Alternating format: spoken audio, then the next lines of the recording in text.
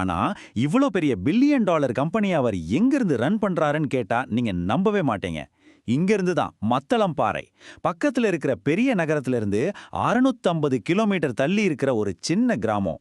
இதுதான் இந்த கதையில எல்லாரையும் ஆச்சரியப்படுத்துற ஒரு விஷயம்.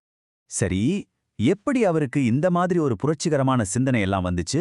அதோட வேர்கள் எங்க இருக்குன்னு கொஞ்சம் பின்னோக்கி போய் பாப்போம். அவரோட வாழ்க்கையை மொத்தமா மாத்துனது இந்த வார்த்தைகள் தான் சொல்லலாம்.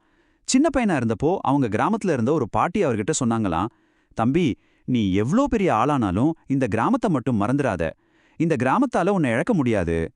இந்த ஒரு அட்வைஸ் தான் அவரோட முழு வாழ்க்கை பாதைக்குமே அஸ்திவாரமா அமைஞ்சது.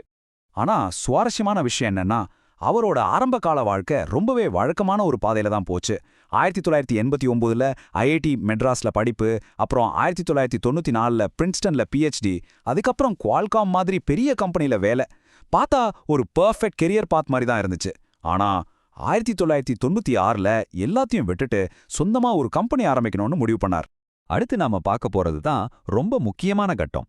இன்வெஸ்டர்ஸே இல்லாத ஒரு சாம்ராஜ்யம். அவரோட சொந்த நிபந்தனைகள்ல ஒரு பெரிய கம்பெனி அவர் எப்படி உருவாக்குனாருன்னு பார்ப்போம்.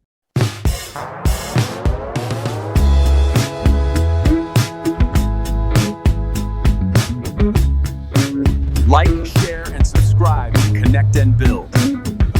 I have already done. Did you guys subscribe?